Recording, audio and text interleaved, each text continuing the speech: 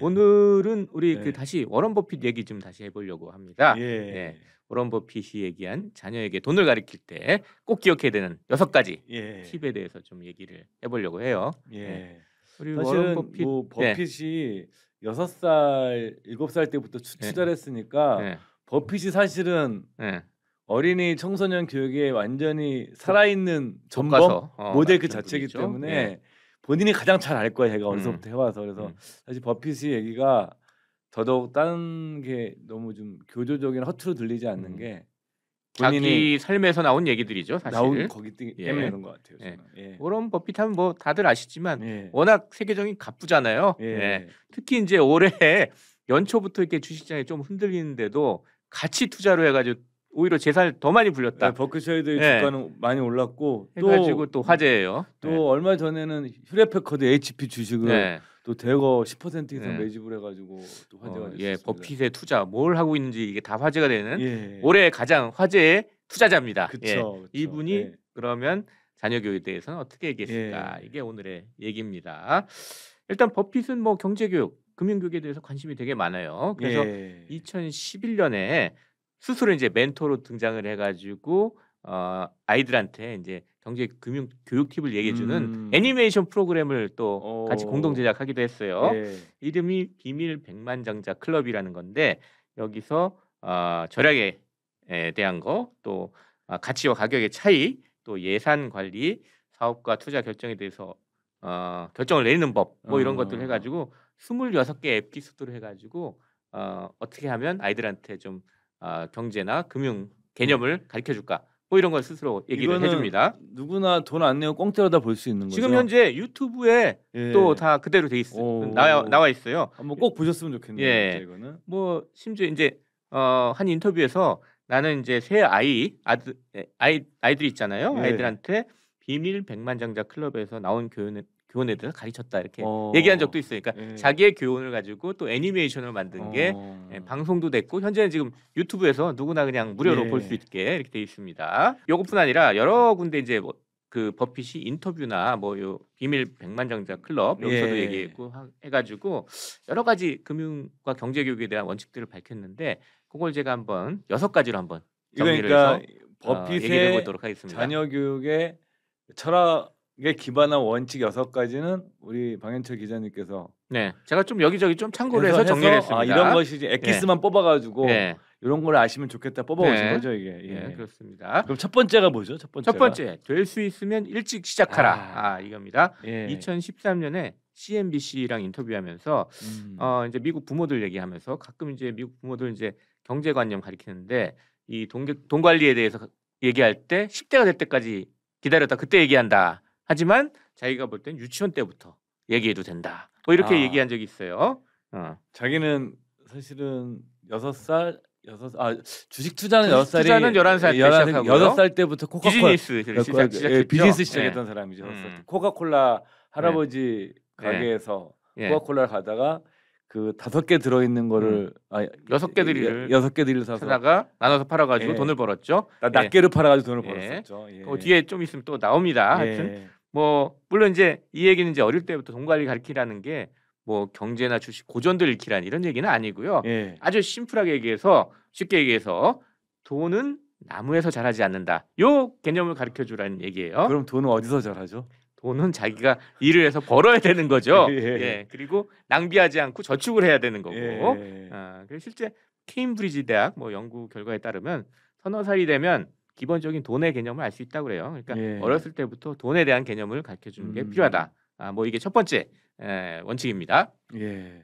그리고 아이들이 그 보통 생각보다 네. 돈에 대해서 인식하는 게 되게 빨라요. 네. 우리 부모님들은 보게 되면 애가 뭐 한 뭐 10살도 안 됐는데 돈에 대해서 알 것 같아.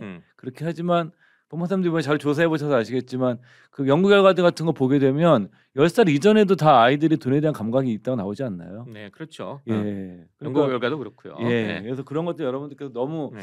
우리나라 분들은 이게 물론 이제 요즘 많이 퇴색이 됐는데 유교적인 문화가 좀 있어서 그런지 아이들이 일찍 돈 하는 거에 대해서 좀 꺼려하시는 분이 요즘은 없나요? 중요한 건 돈 관리를 가리키는 거니까요. 예. 예.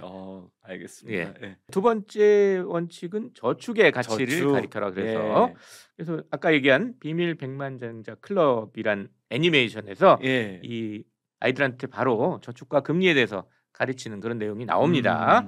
그래서 어떤 사례를 드냐면 별로 목이 마르지 않은데 음료를 술을 사 먹기 위해서 돈을 쓰지 않고 그냥 그 돈을 가지고 저축을 한다면 이자를 벌어서 돈을 벌 수 있다. 뭐 이런 얘기들 이제 애니메이션을 해주는 거예요. 그리고 아주 적은 돈이라도 규칙적으로 저축한다면 보상을 받게 된다. 이런 얘기를 해줍니다. 그래서 아이에게 뭐 저축을 가르치려고 그러면은 뭐 어떤 걸 해야 되죠, 부모님? 뭐 우리 뭐 부자들의 자녀교육 시간에 여러 번 얘기했지만 일단 먼저 이제 저금통부터 만들어줄 수가 있고요. 아니 은행에 데려가서 저축 계좌, 예금 계좌 만들어줄 수도 있고 어떤 분들은 저기 IRP 계좌를 만들어준 사례도 있었잖아요. 우리 얘기했듯이 그 IRP가 아니라 연금 네. 저축 계좌, 연금 저축 계좌 그런 걸 만들어준 사례도 있고 뭐 해서 어릴 때부터 이제 저축의 가치를 가르쳐라. 이게 두 번째 원칙입니다. 세 번째는요? 세 번째는 이거 너무 당연한 얘기인 것 같은데 아이에게 부모가 이제 롤 모델이 돼야 된다. 이건 좀 어려워. 이게 사실 굉장히 어려운 거예요. 이거는. 어렵지만 당연한 얘기입니다. 당연하지만 또 어려워요 이게. 2013년에 버핏이 이제 CNBC 인터뷰에서 자신이 이제 돈에 대한 습관, 좋은 습관을 갖게 된 거는 바로 아버지한테 좀 배웠기 때문이다. 이렇게 얘기를 했어요. 어렸을 때 자기 6살 때부터 뭐 더 어렸을 때부터 아버지는 나의 영웅이었다. 뭐 지금도 그렇죠. 얘기를 하고요. 이 버핏 아버지 그러면 하워드 버핏. 이분은 저희가 전에 다룰 때 얘기를 해봤지만 이 주식 중개인 해가지고 이제 주식을 거래할 때 요거 이렇게 중간에서 매개해주는 이런 일을 직업으로 가졌던 분이잖아요. 뭐 나중에 정치도 하셨죠. 국회 의원도 하셨어요. 3선 정도 하셨어요. 그래서 이제 근데 어릴 때부터 버핏을 이제 데리고 자기 일하는데 데려가서 일하는 거 보여줬다고 그래요. 또 월스트리트에도 데려가서 이게 만약에 가족 여행을 한번 갈 때 그 버핏이 제일 원했던 곳 그 증권거래소 뉴욕으로 여행을 갔던 해서 버핏이 거기 증권거래소 객장을 아주 어려서 가서 뭐 그 당시에는 이제 지금처럼 전산화됐던 때가 아니 컴퓨터화 됐던 때가 아니니까 아마도 뭐 칠판에다 뭘 적어놨고 뭐 그랬을 것 같아요. 느낌상 그런 거 보고 왔다 그러더라고요. 그리고 오마 이 저기 고향이잖아요. 거기에도 그 증권 거래하는 그 저기 아버지 사무실 있어가지고 거기도 자주 가서 이제 어떻게 하는지 좀 구경을 했다고 그러고요. 그래서 8살 때부터 아버지가 이제 집에 주식 관련 책을 놨뒀는데 그걸 또 읽기 시작했다 그러고요. 11살 때 그래서 이제 주식을 처음 사게 됐다. 뭐 이런 스토리가 있죠. 결국 아버지한테 사실 주식을 배운 거예요. 버핏도. 이 아버지를 너무너무 좋아하고 근데 이 아버지가 사실 굉장히 어떤 개인의 자유와 책임 이런 가치관에 투철했던 사람이고 또 책임감도 굉장히 강했던 사람이고 그다음에 어떻게 보면 인간의 본질적인 자유에 대해서 굉장히 옹호했던 공화당 그래서 초기 공화당 중에서도 굉장히 강성 공화당이셨다고 그래요. 그래서 술 담배도 안 하시고 전혀 그 버핏도 술 담배를 안 하잖아요. 우리 참 어려운 일이네요. 그러니까 저희는 벌써 거기서부터 롤모델이 안 돼. 저희는 어쨌거나 중요한 건 아이들한테 저희들이 롤모델이 돼야 된다. 이거부터 좀 근데 생각을 해야 됩니다. 그다음에 이제 네 번째. 세 번째 살짝 넘어가고요. 네 번째 원하는 것하고 필요한 것을 구분하는 걸 가르쳐라. 필요와 욕망에 관한 얘기죠. 이것도 중요한 얘기죠. 2013년에 역시 인터뷰를 또 했는데 야후 파이낸스 여기랑 인터뷰할 때 아이들한테 돈의 가치를 가르칠 때 어떻게 가르쳐야 되냐 하면 원하는 것하고 필요한 것의 차이를 가르쳐야 된다. 그리고 나서 저축의 가치를 가르쳐야 된다. 이 개념은 아까도 얘기했듯이 어릴 때부터 알아야 되고 이 아이들이 그 개념을 이해할 수 있게 최선을 다해서 도와줘야 된다. 뭐 이런 얘기를 했어요. 그러니까 저는 이런 게 재미난 게 사람들이 나 돈 벌고 싶어. 돈 벌고 싶으면서 넷플릭스를 계속 보고 그다음에 뭐 TV에서 드라마를 계속 보고 그러면 돈을 못 벌죠. 그러니까 그건 뭐냐면 욕구를 해소하는 쪽에 가까운 거고 필요라는 것은 내가 근데 사람마다 기준 다른 거 아니에요? 사람마다 근데 내가 막 돈을 많이 벌고 싶다 그러면서 그런 친구도 있거든요. 제 주변에도 돈 벌고 싶어 투자해야 돼 그러면서 뭐 했냐 그러면 어제 뭐 그냥 뭐 놀고 그다음에 뭐 영화 보고 드라마 보고 계속 투자에 관한 공부는 안 하고 음. 그러면 돈을 벌겠어요. 그러니까 물론 사람마다 필요한 욕구는 욕망은 다르지만 제가 필요한 것들이 결정이 되면 필요를 잘 해나가는 게 되게 중요한 것 같아요. 그것도 그러니까 자기가 스스로 구분하는 법을 가르치는 거죠. 예, 이건 아니고 이건 절대 안 되고 이건 절대 되고 이런 건 아니고요. 이게 사실 성인들도 이걸 참 구별하기가 어려워요. 그러니까 버핏이 한 이런 면에서 보게 되면 굉장히 저는 냉정할 정도로 자본주의에 대한 이해가 깊은 사람이 아닌가라는 생각을 가끔 할 때가 있어요. 그래서 심지어 아이들한테 어떻게 가르쳐야 되는지도 인터뷰를 한 적이 있어요. 방법까지. 아이들한테 사고 싶은 거를 5가지나 10가지 리스트를 이제 만들어 보게 하라. 이렇게 해서 그리고 나서 하나하나 표시를 하면서 이게 왜 필요한지 이게 왜 갖고 싶은지 설명하도록 하면 이제 필요한 것과 원하는 것을 구분할 수 있게 된다. 그러니까 판단력을 알려주자 이거죠. 아이들은 짜증이 좀 나겠네. 짜증이 나지만 어쨌거나 이런 훈련을 하면 이제 필요한 것하고 원하는 것을 구별을 할 수 있게 된다. 이렇게 됩니다.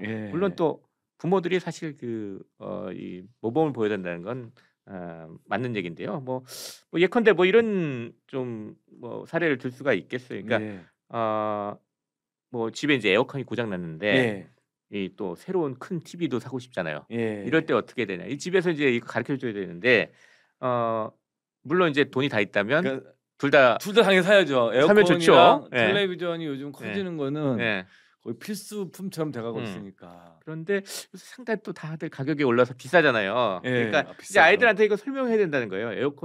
에어컨이 없으면 여름에는 더워가지고 못 견딜 텐데 그럼 먼저 에어컨을 고치든지 에어컨을 새로 사고 나서 그 다음에 새로운 TV를 생각해 보자. 이런 순서를 사실 아이들하고 얘기하면서 그 아이들이 결정할 수 있게 이런 거 가르쳐야 된다는 거죠. 그러니까 어찌 보면 너희가 선택을 할 때 사람이 선택을 할 때 동시에 두 가지를 선택을 할 수 없다라는 거. 그러니까 어찌 보게 되면 뭐 우리가 인생도 그렇잖아요. 제가 뭐 이런 직업 갖고 있다 그래서 또 딴 직업을 동시에 할 수는 없죠. 없어요. 현실적으로 물론 프리랜서가 되시면 여러 일을 할 수가 있지만 그러니까 그런 어떤 선택의 의미에 대해서 버핏이란 사람이 버핏 옹께서 상당히 많이 강조하시고 있다는 걸 좀 느낄 수가 있는 것 같아요. 대목에서. 이렇게 해서 네 번째까지 알아봤고요. 5번째는 뭐죠? 경제에 대해서 배우는 것을 멈추지 말라. 이런 얘기입니다. 공부하라는 얘기죠. 버핏 지금 벌써 90살이 넘었잖아요. 그동안 이제 사실 공부를 멈추지 않고 하셨는데 실제 이제 비밀 백만장자 클럽에 이제 또 멘토로 나와서 하신 얘기가 평생에 걸쳐서 배우는 것을 추구하고 스스로 가르치는 것은 개인에게 매우 중요하다. 뭐 이런 얘기를 했다고 합니다. 실제 버핏은 상당히 독서가로 알려져 있죠. 어마어마한 독서광이죠. 하루에 3분의 1을 각종 책과 투자 관련 자료, 그리고 잡지, 신문 뭐 이런 걸 보는데 쓴다고 하고요. 또 뭐 이런 말을 한 적도 있어요. 강좌를 듣고 계속해서 새로운 것을 배우는 것을 두려워하지 말고 혁신과 새로운 기술에 대해서 읽는 것을 두려워하지 말라. 뭐 이런 얘기를 한 적도 있습니다. 실제 버핏이 원래는 지금 뭐 남 앞에 나와가지고 얘기도 많이 하고 그러지만 인터뷰도 많이 하지만 젊어서는 약간 내향적인 면이 있어가지고 남 앞에서 하는 걸 굉장히 어려워했대요.